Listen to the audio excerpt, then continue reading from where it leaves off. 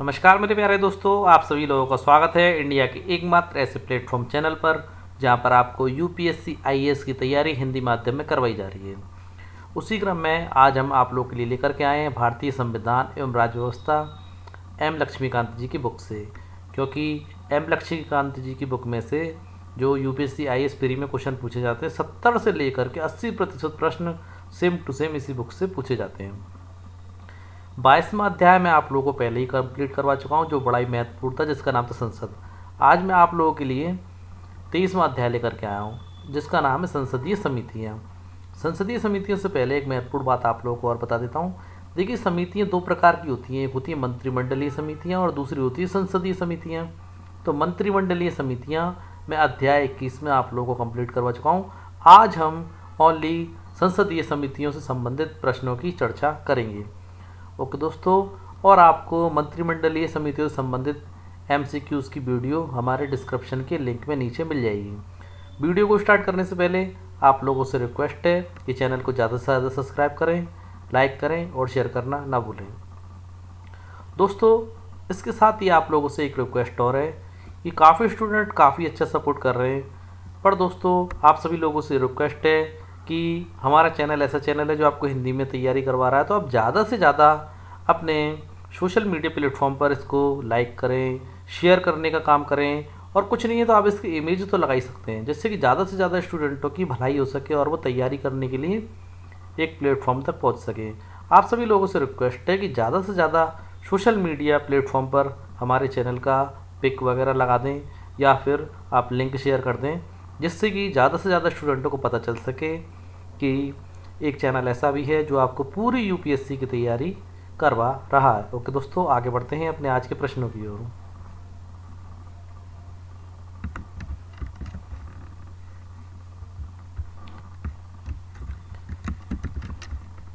देखते हैं दोस्तों आज का अपना पहला प्रश्न, जो स्क्रीन पर आप लोगों को दिखाई दे रहा होगा, देखिएगा। देखिए, पहला प्रश्न, संसदीय समितियों के संदर्भ में निम्नलिखित कथनों पर विचार कीजिए। देखिए, जो सदन द्वारा नियुक्त अथवा निर्वाचित होती हैं अथवा जिसे लोकसभा अध्यक्ष या सभापति नामित करते हैं। दोस्तों, जो समितियां सदन द्वारा नियुक्त होती हैं, निर्वाचित होती हैं और जिसे लोकसभा अध्यक्ष और सभापति नामित करते हैं, यानी कि लोकसभा में तो लोकसभा अध्यक्ष और राज्यसभा में आपके सभापति नामित करते हैं, वे आपकी संसदीय समितियां कहलाती हैं। यानी कि आपका पहला कथन बिल्कुल सही है। दूसरा देखते हैं, जो लोकसभा अध्यक्ष सभापति के निर्देश अनुसार कार्य करती हैं। बिल्कुल दोस्तों, लोकसभा में लोकसभा अध्यक्ष के निर्देश अनुसार और राज्यसभा में राज्यसभा के सभापति के निर्देश अनुसार कार्य करती हैं। आगे बढ़ते हैं। देखिए, जो अपनी रिपोर्ट सदन को अथवा लोकसभा अध्यक्ष सभापति को सौंपती हैं। बिल्कुल दोस्तों, ये अपनी रिपोर्ट जो भी बना करके पेश करती हैं लोकसभा में लोकसभा अध्यक्ष को और सभापति को और सदन को सौंपती हैं। देखिए, इसका एक सचिवालय होता है संसदीय समितियों का, जिसकी व्यवस्था लोकसभा राज्यसभा सचिवालय करता है। बिल्कुल दोस्तों, देखिए, उपरोक्त कथनों में से कौन से कथन सत्य हैं? तो दोस्तों यहाँ पर हमारे चारों ही कथन सत्य हैं, तो हम कह सकते हैं उपरोक्त तो सभी कथन हमारे सत्य हैं। दूसरे प्रश्न को देखते हैं दोस्तों। देखिए, प्रश्न नंबर दूसरा, निम्नलिखित में से कौन सी समिति संसदीय समिति नहीं है? बड़ा ही अच्छा क्वेश्चन है दोस्तों। निम्नलिखित में से कौन सी समिति संसदीय समिति नहीं है? लोक सेवा समिति, प्राक्कलन समिति, सार्वजनिक उद्यम समिति या परामर्शदात्री समिति है? तो आप लोगों को बता देता हूँ दोस्तों, परामर्शदात्री समिति जो है वो आपकी संसदीय समिति नहीं है। देखिए, इसके विषय में जानकारी ले लीजिए थोड़ी सी। देखिए, यह समिति जो है ये संसद सदस्यों से ही गठित होती है, यानी कि संसद सदस्यों द्वारा इसको गठित किया जाता है, परंतु उसके बाद भी ये संसदीय समिति नहीं है। दोस्तों दोबारा सुनिए, यह समिति संसद के सदस्यों से ही गठित होती है, लेकिन यह संसदीय समिति नहीं होती, क्योंकि वह पहले वर्ड चारों शर्तों को पूरा नहीं करती है। यानी कि जो चारों शर्तें मैंने आप लोगों को यहाँ पर बताई हैं, किसी भी समिति के लिए जो संसदीय समिति है उसके लिए इन चारों शर्तों का होना आवश्यक है कि लोकसभा का अध्यक्ष और उसे नियुक्त करे और निर्वाचित करे, उनके निर्देश अनुसार कार्य करे, अपनी रिपोर्ट सदन को दे, और जो इनका सचिवालय होता है। ओके दोस्तों, इन चारों शर्तों का होना आवश्यक है, जबकि हमारी जो परामर्शदात्री समिति है ये इन चारों शर्तों को पूरा नहीं करती है। इसलिए ये जो समिति है परामर्शदात्री समिति, ये हमारी संसदीय समिति नहीं है। अगला प्रश्न देखते हैं, आज का तीसरा प्रश्न।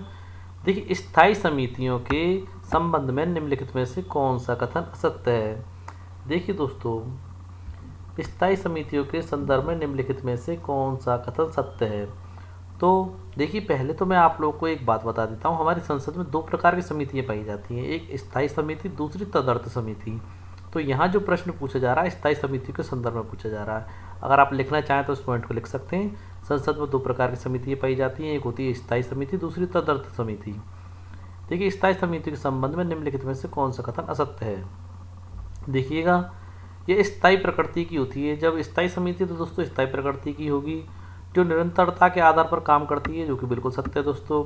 ऐसी समितियां जिनका गठन प्रत्येक 5 वर्ष में होता है। दोस्तों स्थायी समिति ऐसी समितियां नहीं होती जिनका गठन प्रत्येक 5 वर्ष में होता हो, ये पॉइंट यहाँ पर गलत दे रखा है। देखिए ऐसी समितियां जिनका गठन प्रत्येक वर्ष अथवा समय समय पर किया जाता है।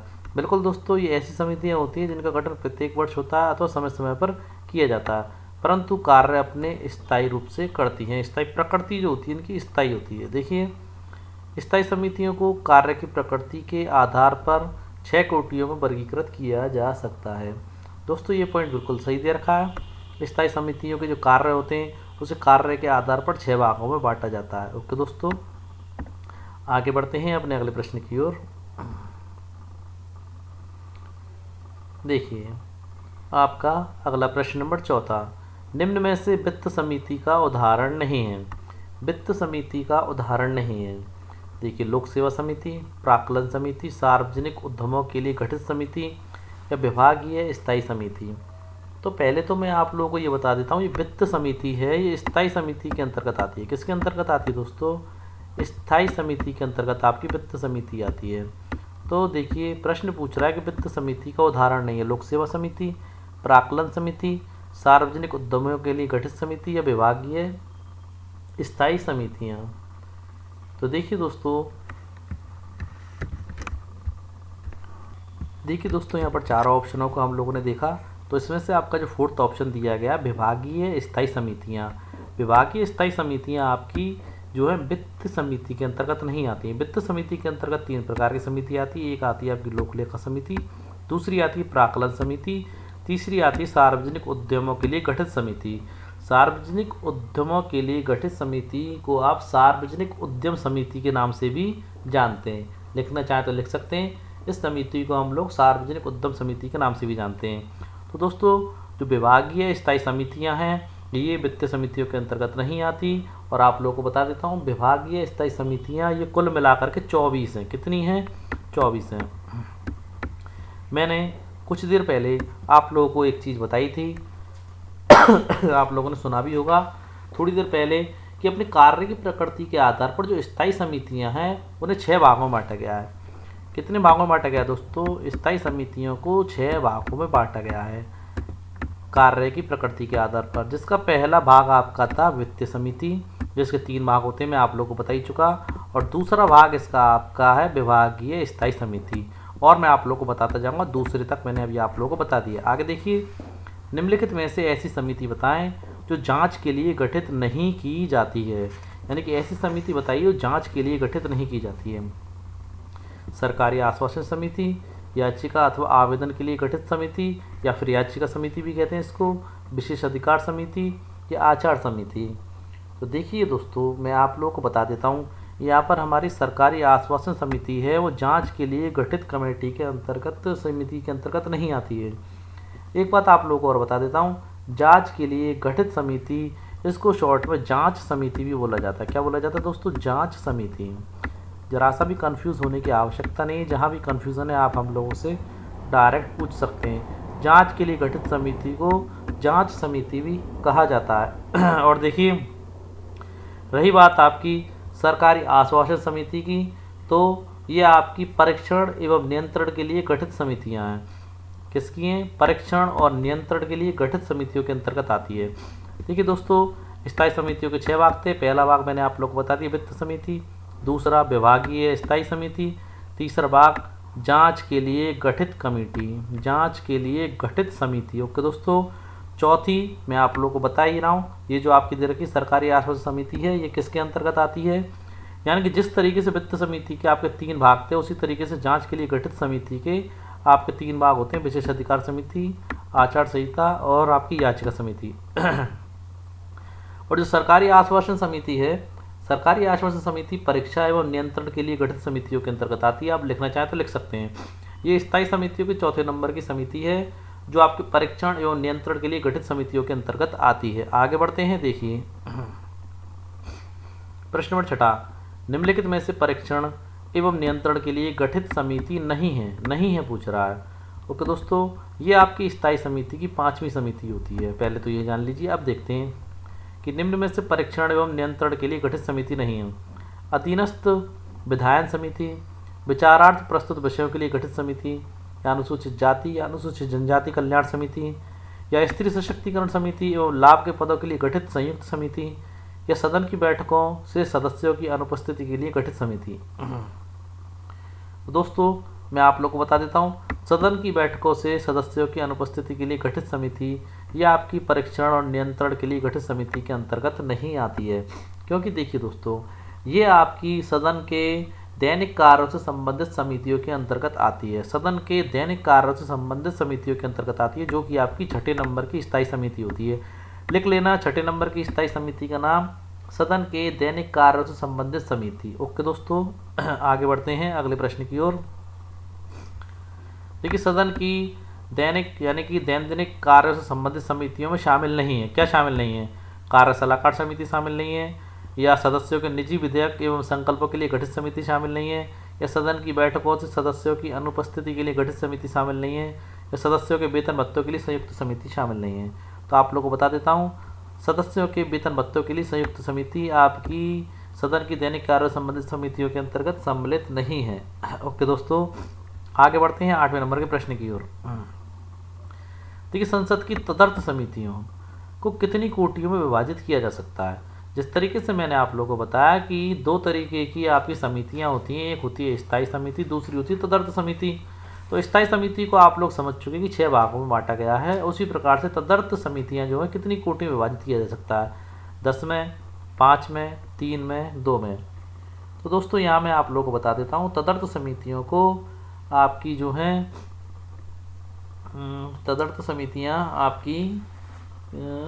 तदर्थ समितियों को जो है 2 कोटियों में बांटा जा सकता है। कितनी कोटियों में बांटा जा सकता है दोस्तों? 2 कोटियों में बांटा जा सकता है।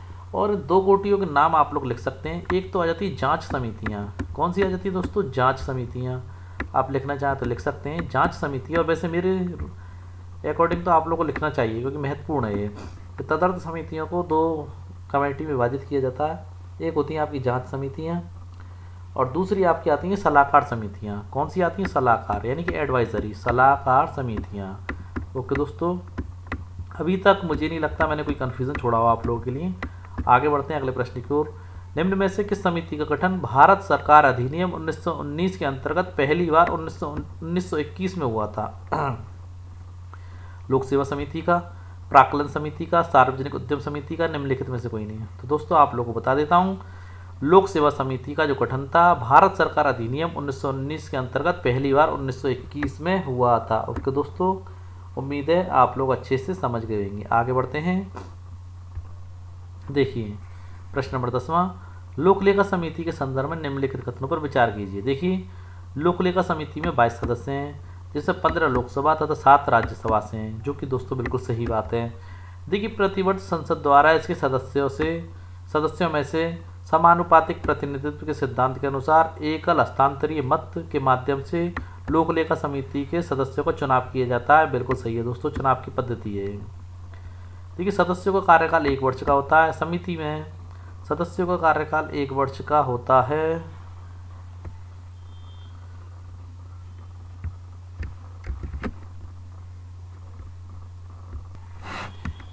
देखिए दोस्तों, कुछ टेक्निकल प्रॉब्लम हो गई थी, अब देखिएगा।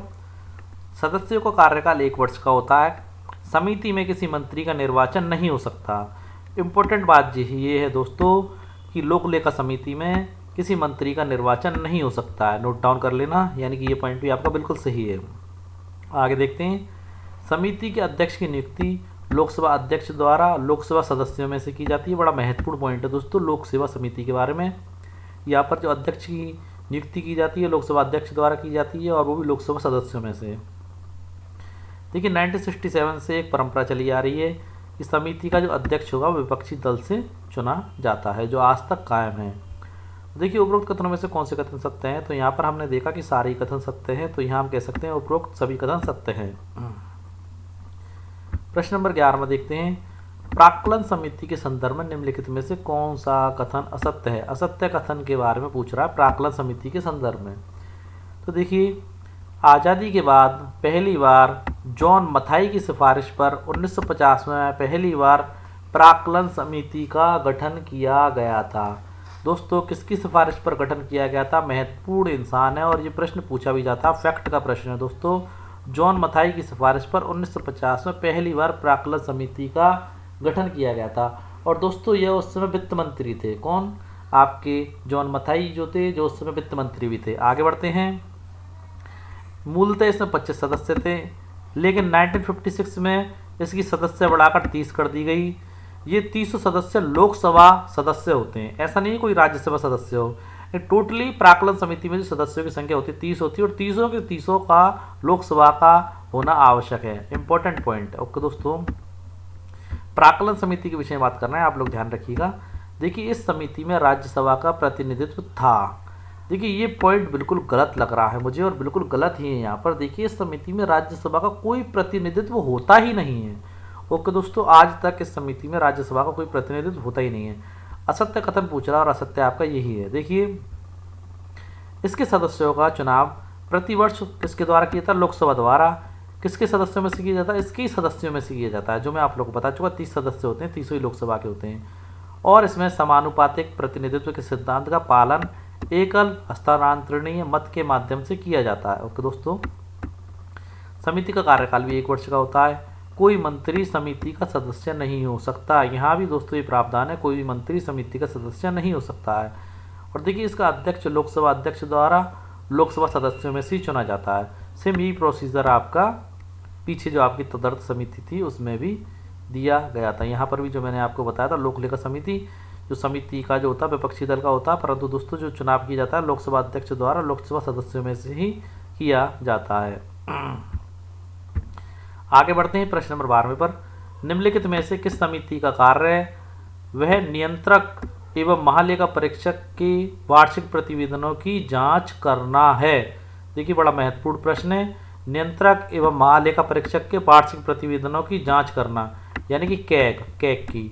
नियंत्रक और महालेखा परीक्षक आपके कैग कहलाते हैं। क्या कहलाते हैं? कैग की जांच करना है। देखिए लोक सेवा समिति का, प्राक्कलन समिति का, सार्वजनिक उद्यम समिति का, यह विभागीय स्थायी समितियों का। तो मैं आप लोगों को बता देता हूँ, ये कार्य लोक सेवा समिति का है। ओके दोस्तों, किसका है? लोक सेवा समिति का। देखिए समिति के कार्यों के अंतर्गत नियंत्रक एवं महालेखा परीक्षक यानी कि कैग के वार्षिक प्रतिवेदनों की जांच प्रमुख है, जो राष्ट्रपति द्वारा संसद में प्रस्तुत किया जाता है। किसके द्वारा प्रस्तुत किया जाता है दोस्तों? राष्ट्रपति द्वारा प्रस्तुत किया जाता है। प्रश्न नंबर आप 13वें नंबर का देखिए। नियंत्रक एवं महालेखा परीक्षक यानी कि कैग राष्ट्रपति को निम्न में से कौन सा प्रतिवेदन नहीं सौंपता? विनियोग लेखा पर लेखा परीक्षा प्रतिवेदन, ये तो सौंपा जाता है दोस्तों। विनियोग लेखा पर मौखिक परीक्षा प्रतिवेदन, वित्त लेखा पर लेखा परीक्षा प्रतिवेदन, ये भी सौंपा जाता है। सार्वजनिक उद्यमों पर लेखा परीक्षा प्रतिवेदन, ये भी सौंपा जाता है। और ये नहीं सौंपा जाता। टोटली दोस्तों आप लोग जान लीजिए, जो नियंत्रक और महालेखा परीक्षा यानी कैग राष्ट्रपति को 3 प्रकार के प्रतिवेदन सौंपता है। टोटली कितने प्रकार के प्रतिवेदन सौंपता है? 3 प्रकार के। एक में विनियोग लेखा पर लेखा परीक्षक प्रतिवेदन, और दूसरा वित्त लेखा पर लेखा परीक्षा प्रतिवेदन, और सार्वजनिक उद्यमों पर लेखा परीक्षा प्रतिवेदन। इन तीनों को ये राष्ट्रपति को सौंपता है। आगे बढ़ते हैं प्रश्न नंबर 14 पर। सार्वजनिक उद्यम समिति का गठन कब किया गया था? बड़ा महत्वपूर्ण और एक अच्छा प्रश्न है। सार्वजनिक उद्यम समिति का गठन कब किया गया था? 1964, 1965, 1970 या 1972? तो आप लोगों को बता देता हूँ, सार्वजनिक उद्यम समिति का गठन किया गया था 1964 में। देखिए दोस्तों, ये समिति 1964 में कृष्ण मेनन समिति की सिफारिश पर पहली बार गठित की गई थी। लिख लेना किसकी सिफारिश पर गठित की गई थी? कृष्ण मेनन समिति की सिफारिश पर गठित की गई थी। शुरुआत में इसमें 15 सदस्य थे। कितने? तो दोस्तों शुरुआत की बात की जाए तो इसमें 15 सदस्य थे। और देखिए 15 सदस्यों के विषय में मैं आप लोगों को बता देता हूँ। 10 लोकसभा से आते थे। एल का मतलब यहाँ पर लोकसभा, और देखिए 5 राज्यसभा से आते थे। 5 कहाँ से आते थे? राज्यसभा से आते थे। परंतु दोस्तों टाइम बदला, 94 का समय आया, यानी कि 1974 का। तो 1974 में क्या हुआ? 1974 में सदस्यों की संख्या बढ़ाकर 22 कर दी गई। कितनी कर दी गई? 22। पहले सदस्य संख्या कितनी थी? 15। 1974 में टोटली सदस्यों की संख्या 22 कर दी गई। तो देखिए लोकसभा से जो सदस्य संख्या रखी गई वो रखी गई इसकी 15। कितनी रखी गई दोस्तों? 15। बाकी की जो राज्यसभा से रखी गई, 7 राज्यसभा से सदस्य संख्या इसकी रखी गई थी। बड़ा डीपली और महत्वपूर्ण चीज़ें आप लोगों को बता रहा हूँ, तो दोस्तों वीडियो पूरा देखिएगा। ओके दोस्तों, देखिए प्रश्न नंबर 15वां, सम्मिलित प्राक्कलनों की जांच एवं सार्वजनिक व्यय में किफायत का सुझाव देना किस समिति का कार्य है? सम्मिलित प्राक्कलनों की जांच एवं सार्वजनिक व्यय में किफायत का सुझाव देना, यानी कि बचत का सुझाव देना किस समिति का कार्य है? विभागीय स्थायी समिति, सार्वजनिक उद्यम समिति, प्राक्कलन समिति या लोक लेखा समिति? तो दोस्तों यहाँ पर आपका ऑप्शन तीसरा सही है, यानी कि प्राक्कलन समिति का ये कार्य है कि वो प्राक्कलनों की जांच और सार्वजनिक व्यय में किफायत का, यानी कि बचत का सुझाव आपको देगी, यानी कि हमारी संसद को देगी। ओके दोस्तों, अब देखते हैं दोस्तों, एक इम्पोर्टेंट बात यहीं पर बता देता हूँ दोस्तों, सुझाव देने के कारण इसे सतत किफायत समिति के रूप में भी जाना जाता है। किसके रूप में जाना जाता है? यानी कि किफायत का सुझाव देती है और सुझाव देने के कारण इसे सतत किफायत समिति के नाम से भी जाना जाता है। आप लोग लिख सकते हैं सतत किफायत समिति। क्या? सतत किफायत समिति, यानी कि किफायत का मतलब दोस्तों ये होता है बचत, किस प्रकार से बचत करनी है, किस प्रकार से खर्चों में, फालतू खर्चों में कटौती करनी है, ये होता है हमारा सतत किफायत समिति। ओके दोस्तों, कब आप लोग उम्मीद है समझ गए होंगे। अगला प्रश्न देखते हैं, प्रश्न नंबर 16वां, सार्वजनिक उद्यम समिति के अध्यक्ष को कौन नियुक्त करता है? राज्यसभा के सभापति, लोकसभा अध्यक्ष, राष्ट्रपति या प्रधानमंत्री? देखिए दोस्तों, सार्वजनिक उद्यम समिति के अध्यक्ष को भी लोकसभा अध्यक्ष द्वारा नियुक्त किया जाता है। इसके साथ ही एक महत्वपूर्ण बात बता देता हूँ दोस्तों, इसका कार्यकाल 1 वर्ष का होता है। कोई मंत्री समिति का सदस्य नहीं हो सकता। ओके दोस्तों, जैसे पहली वाली समितियों का सदस्य भी कोई मंत्री नहीं हो सकता था। और देखिए लोकसभा अध्यक्ष लोकसभा सदस्यों में से किसी एक को इसका समिति का अध्यक्ष नियुक्त करता है। और देखिए एक इम्पॉर्टेंट चीज़ दोस्तों, राज्यसभा सदस्य समिति के अध्यक्ष नहीं बन सकते हैं। ये महत्वपूर्ण पॉइंट है सार्वजनिक उद्यम समिति के संबंध में। ओके दोस्तों, आगे बढ़ते हैं अपने अगले प्रश्न पर। देखिए प्रश्न नंबर 17वां, वर्तमान में कितनी विभागीय स्थायी समितियां हैं? बड़ा महत्वपूर्ण, वर्तमान में कितनी विभागीय स्थायी समितियां हैं? 17, 24, 30 या 35? तो आप लोगों को दोस्तों बता देता हूँ, वर्तमान में 24 स्थायी समितियां हैं। कितनी हैं दोस्तों? 24 स्थायी समितियां हैं। प्रश्न नंबर 18 देखिए, प्रत्येक स्थायी समिति में सदस्य कितने होते हैं? सारे क्वेश्चन दोस्तों इंपॉर्टेंट चल रहे हैं, बड़ी महत्वपूर्ण एमसीक्यूज हैं। प्रत्येक स्थायी समिति में कितने सदस्य होते हैं? 41 सदस्य, जिसमें 10 लोकसभा के और 10 राज्यसभा के, या 31 सदस्य 21 लोकसभा के 10 राज्यसभा के, या 21 सदस्य 11 लोकसभा के और 10 राज्यसभा के, निम्नलिखित में से कोई नहीं। तो दोस्तों प्रत्येक स्थायी समिति में आपके सदस्यों की संख्या होती है 31 सदस्य होते हैं, जिसमें हमारे 21 लोकसभा के होते हैं और 10 राज्यसभा के होते हैं, यानी कि हमारा ऑप्शन यहाँ पर बी बिल्कुल सही है। देखिए प्रश्न नंबर 19वां, निम्न में से कौन सी समिति आचार संहिता लागू करवाने का कार्य करती है? चुनावों के समय पर जो आचार संहिता लागू होती है दोस्तों, तो आचार संहिता को लागू करवाने का काम कौन सी समिति करती है? विशेषाधिकार समिति, जांच समिति, आचार समिति या गृह व्यवस्था समिति? तो दोस्तों यहाँ पर आपका तीसरा ऑप्शन बिल्कुल सही है, आचार समिति ही आचार संहिता को लागू करवाने का कार्य करती है। अब देखिए विशेषाधिकार समिति, जांच समिति और आचार समिति के संबंध में मैंने कुछ महत्वपूर्ण जानकारी नेक्स्ट पेज पर दी है और पहले प्रश्न से संबंधित भी कि देखिएगा। देखिए दोस्तों, देखिए लोकसभा की नियम समिति की अनुशंसाओं पर संसद में 1993 में 17 विभाग संबंधी स्थायी समितियां गठित की गई थी। कितनी गठित की गई थी दोस्तों? 17। पर दोस्तों 2004 में ऐसी 7 और समितियों का गठन हुआ। स्थायी समितियों के विषय में बात की जा रही है। तो दोस्तों पहले कितनी थी? 17, 2004 में 7 और ऐसी समितियों का गठन कर दिया गया स्थायी समितियों का। तो इस प्रकार दोस्तों जो स्थायी समितियों की संख्या बढ़कर 24 हो गई। कितनी हो गई दोस्तों? 24। अब देखिए विशेषाधिकार समिति क्या होती है। देखिए इस समिति का कार्य अर्ध न्यायिक प्रकृति का होता है। किस प्रकार का होता है विशेषाधिकार समिति का कार्य? अर्ध न्यायिक प्रकृति का होता है। यह सदन और इसके सदस्यों के विशेष अधिकार संबंधी मामलों की जांच करती है। और देखिए लोकसभा समिति में इसके 15 सदस्य हैं, जबकि राज्यसभा समिति में इसके 10 सदस्य होते हैं। अब देखिए आचार समिति के विषय में आप लोग कुछ जानकारी दे चुका हूँ, उसके अलावा एक्स्ट्रा जानकारी आप लोग यहाँ ले लीजिए। देखिए राज्यसभा में समिति का गठन 1997 और लोकसभा में 2000 में हुआ था। देखिए ये समिति संसद सदस्यों के लिए आचार संहिता लागू करवाती है, दुराचरण के मामलों की जांच करती है तथा समुचित कार्रवाई की सिफारिश भी करती है। अब देखिए जांच समिति के संदर्भ में महत्वपूर्ण बिंदु ये है कि लोकसभा समिति में इसके 15 सदस्य होते हैं, जबकि राज्यसभा समिति में इसके 10 सदस्य होते हैं। और देखिए विधायकों पर आम सार्वजनिक महत्व के मामलों पर दायर याचिकाओं एवं आवेदनों पर विचार करने का कार्य आपका जांच समिति का होता है, यानी कि जांच करने का कार्य होता है। अगला प्रश्न देखते हैं। देखिए प्रश्न नंबर 20वां, भारत में संसदीय समितियों में से निम्न में से कौन सी एक विभागीय व्यय और अनियमितताओं पर निगरानी रखने के लिए रखवाले कुत्ते का कार्य करती है? बड़ी महत्वपूर्ण और बड़ा इंपॉर्टेंट प्रश्न है दोस्तों, अपने आप में काफ़ी महत्वपूर्ण प्रश्न है। देखिए ऐसी कौन सी आपकी समिति है जो रखवाले कुत्ते का कार्य करती है? आपकी प्राक्कलन समिति, लोक उपक्रम समिति, लोक आश्वासन समिति या लोक लेखा समिति? तो आपके 20वें प्रश्न का उत्तर है लोक लेखा समिति। देखिए दोस्तों क्या है इस प्रश्न का उत्तर आपका? लोक लेखा समिति। देखिए और देखिए प्राक्कलन समिति की जुड़वा बहन है ये। किसकी जुड़वा बहन कहा जाता है इसे? प्राक्कलन समिति की जुड़वा बहन है। जो इंपॉर्टेंट चीज़ मुझे अचानक ध्यान आ गई है इसलिए मैंने आप लोगों को यहाँ पर बता दिया है, लोक लेखा समिति को प्राक्कलन समिति की जुड़वा बहन कहा जाता है। ओके दोस्तों, और देखिए जो प्राक्कलन समिति है इसके संदर्भ में एक इम्पोर्टेंट बात आप लोगों को और बता देता हूँ, इसे स्थायी मितव्ययिता समिति भी कहा जाता है। क्या कहा जाता है? स्थायी मितव्ययिता समिति भी कहा जाता है प्राक्कलन समिति को। प्रश्न नंबर 21 में देखिए निम्नलिखित में से वह प्राधिकारी कौन सा है जो भारत की समेकित निधि से राज्यों के राजस्व सहायता अनुदान पर लागू होने वाले सिद्धांतों की सिफारिश करता है? इंपॉर्टेंट प्रश्न है दोस्तों। तो कौन सा है वो? लोक लेखा समिति है, केंद्रीय वित्त मंत्रालय है, वित्त आयोग है या अंतर्राज्यीय परिषद है? तो दोस्तों लोक लेखा समिति है जो आपकी सिफारिश करती है। ओके दोस्तों, 22वां देखिए लोकसभा अध्यक्ष किस समिति का पदेन अध्यक्ष होता है? बड़ा महत्वपूर्ण प्रश्न दोस्तों।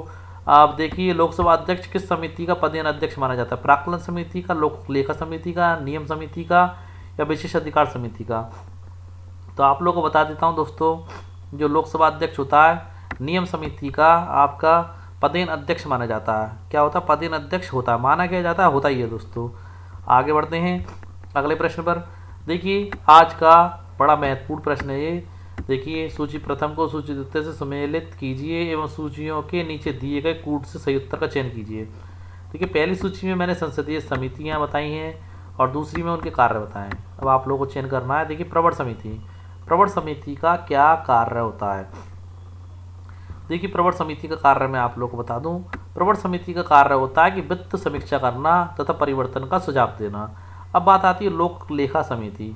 तो लोक लेखा समिति का कार्य होता है सरकारी पैसा सही ढंग से खर्च हुआ है या नहीं इसकी परीक्षा करना या परीक्षण करना। अब देखिए प्राक्कलन समिति का क्या कार्य होता है? प्राक्कलन समिति का कार्य है कि बजट में विभागीय व्यय की जांच करना। ओके दोस्तों, यानी कि यहाँ पर हमारे ऑप्शन बी बिल्कुल सही है। 24वें नंबर का प्रश्न देखते हैं। सलाहकार समिति में सदस्यों की संख्या होती है। मैंने बताया आप लोगों को तदर्थ समिति दो प्रकार की होती है, एक जांच और दूसरी सलाहकार। तो सलाहकार समिति में सदस्यों की संख्या कितनी होती है? अधिकतम सदस्य संख्या 50 और न्यूनतम 10 या अधिकतम सदस्य संख्या 30 और न्यूनतम 10 या अधिकतम सदस्य संख्या 20 और न्यूनतम 10 या निम्नलिखित में से कोई नहीं। तो दोस्तों मैं आप लोगों को बता देता हूँ, सलाहकार समिति में सदस्यों की संख्या अधिकतम सदस्य संख्या होती है 30 और न्यूनतम होती है 10। ओके दोस्तों, अगला आज का लास्ट क्वेश्चन और बड़ा ही महत्वपूर्ण प्रश्न।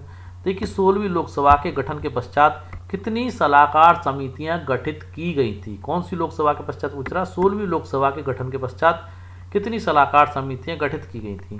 30 की गई थी, 35 की गई थी, 40 की गई थी या 50 की गई थी? तो दोस्तों 25वें प्रश्न का जवाब मैं आप लोग को दे देता हूँ। टोटल 35 सलाहकार समितियां गठित की गई थी और टाइम था ये आपका 2014 यानी कि 2014 में 16वीं लोकसभा के गठन के पश्चात हमारी 35 सलाहकार समितियां गठित की गई थी। देखिए एक इम्पोर्टेंट चीज़ जान लीजिए, ये समितियां संसदीय कार्यालय मंत्रालय द्वारा गठित की जाती हैं। किसके द्वारा गठित की जाती हैं? संसदीय कार्य मंत्रालय द्वारा, लिख लेना, संसदीय कार्य मंत्रालय द्वारा ये समितियां, आपकी जो सलाहकार समितियां हैं, गठित की जाती हैं। देखिए इनके गठन, कार्य पद्धतियों के बारे में दिशा निर्देश संबंधित मंत्रालय द्वारा दिए जाते हैं और इसकी जो बैठकें की जाती हैं वो मंत्रालय द्वारा इसकी बैठकें आयोजित की जाती हैं। ओके दोस्तों, आज की हमारी वीडियो आप लोगों को कैसे लगी कमेंट बॉक्स में ज़रूर बताएं और दोस्तों चैनल को सब्सक्राइब करना बिल्कुल भी ना भूलें। दोस्तों चैनल को सब्सक्राइब आवश्यक रूप से करना है, लाइक करना है, शेयर करना है सोशल मीडिया प्लेटफॉर्म पर, जिससे दोस्तों एजुकेशन को फैलाने से ज़्यादा कोई अच्छा कार्य नहीं होता। दोस्तों ये काफ़ी पुण्य का काम होता है। और दोस्तों जिन स्टूडेंटों के पास तैयारी करने के लिए पैसा नहीं है, अगर आप उन्हें एक अच्छा प्लेटफॉर्म की जानकारी दे रहे हैं तो ये सबसे बड़ा पुण्य का काम है। इसलिए दोस्तों चैनल के विषय में ज़्यादा से ज़्यादा लोगों को बताएं, शेयर करें अपने सोशल मीडिया प्लेटफॉर्म पर। क्या पता कोई व्यक्ति तैयारी करना चाहता हो और उसके पास पैसे का अभाव हो और वो तैयारी ना कर पा रहा हो, तो आपके इस छोटे से प्रयास से किसी का भला हो सके। ओके दोस्तों, हम कल फिर मिलते हैं अपनी ऐसी एक अच्छी वीडियो के साथ। तब तक के लिए जय हिंद दोस्तों।